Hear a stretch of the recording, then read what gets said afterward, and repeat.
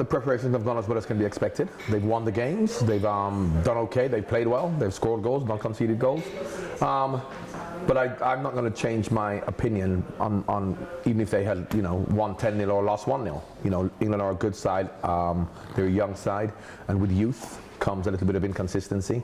So we really don't know how they're going to perform. However, I'm really looking for this England team in the Euros in 2 years' time and the World Cup in 4 years' time to really show their improvement.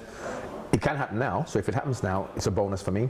But I'm not going to put too much pressure on this young England team to then say if they don't do well that they're no good and we have to change them. Because if you look at the nature of most teams, what they have is they have the majority of their players aged between 23 and 29 with good experience. We don't. We've got good experienced players over 30 and players under 22. So the balance, which is understandable. It's understandable because I think this is only in the last year since we've seen the emergence of Shaw, Sterling, Barkley, people like that. The England manager of the past didn't have anyone to choose from apart from the old guard.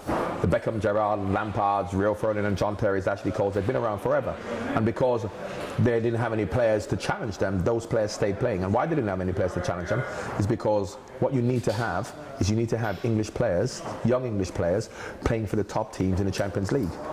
In England, not Real Madrid and Barcelona, but playing for the Man Uniteds, Liverpools, Arsenals, Man Cities, Chelseas, and we haven't had that. Now we have in the last year with the Sterlings and the Barkleys and these young players coming through, so therefore they're now in the England squad. But they've only been in professional football for 1 year, now they're in the England squad, so don't put pressure on them to be winning the World Cup. So the team is good. If they can get through in the group, I think they can get to the quarterfinals, but it's going to be difficult to get through.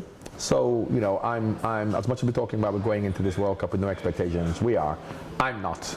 But we are, because we are England and we know what we like, we know what the pressure are like, and as much as we're saying, as soon as they lose a game or if they don't play well, they're going to get hammered, because that's the nature of the beast in England. But I'm definitely not putting them on any pressure whatsoever. If they get through the group and they get to the quarterfinals, for me, it's a bonus. If they don't, I won't change my opinion on them. They're good young players with great potential. And John, you've played in Brazil, you've scored a wonder goal against Brazil. What will it be like, the challenges actually playing in that country? Because the heat will be an issue, I'm guessing, and the South American teams probably have a bit of an advantage there. Well, the South American teams have an advantage not just because of that, because they've also improved much more than the European teams. The European teams aren't as good as they were. If you look at the Germans and the Italians 5-10 years ago, when they had the Cannavaros when they won the World Cup, and the German teams, they were stronger, even England, whereas the South American teams have improved. So Chile has come to Wembley and beaten England 2-0. Colombia beat Belgium, probably one of the strongest European teams, 2-0 in Belgium. So the South American teams are stronger. Secondly, the nature of the environment doesn't suit England. It doesn't suit the European teams, but England particularly, because of the way the game's played in England.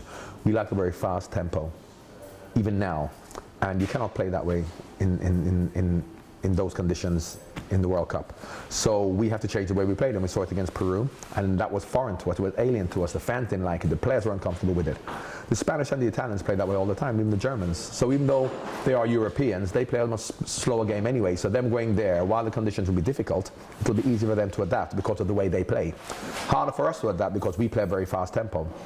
So we then have to, that's why I always feel the year of the World Cup, not in qualifying matches because you have to win matches, but in the friendly matches England play, we should play the way we're going to play in the World Cup. We should play a very slow tempo, 20 passes, 30 passes, your own half, just moving the ball around, because that's the way you're going to play in the World Cup. But we don't. What we do is we play our normal game, then come 2 games before the World Cup, we say, right, this is how we're going to have to play. And we're not used to it.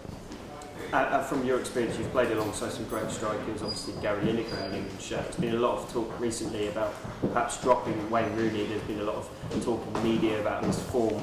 Do you still see Rooney as a key player for England? Absolutely.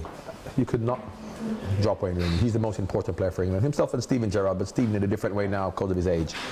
But Wayne Rooney still for me, and he saw him against Peru, and for Man United he did well for Man United in a poor side, and he was their shining light, if you like. And even before, the year before when Alex Ferguson was there, he's a real team player. You saw him against Peru, chasing back, making tackles, so whatever is required of him to do for the team, he does. He could then be selfish and say, I'm getting stick, I'm going to stay up front and score goals and be greedy, but he doesn't. He is England's most important player, 100%. And of course, your old club Liverpool had an amazing season last year. There's a number of Liverpool players, especially in the attacking final third of the England team. you think Sturridge and Sterling, that link they've got, could play a big role this summer?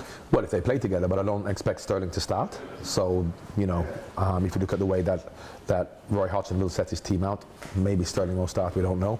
And secondly, you have to look at what they're going to be asked to do, because playing for Liverpool is different than playing for England. It's a different manager, different philosophy, different strategy, different methods. So the very fact that you have 4 Liverpool players in doesn't mean they're going to play the same as you do for Liverpool.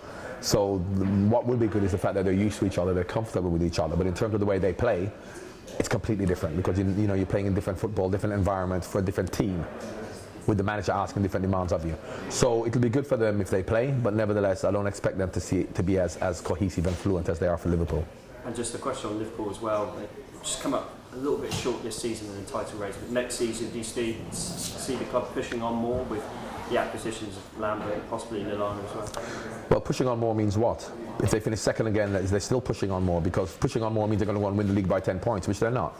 What they will do is they'll be as competitive. This season, getting more used to Brendan Rodgers' tactics, his methods, his philosophy.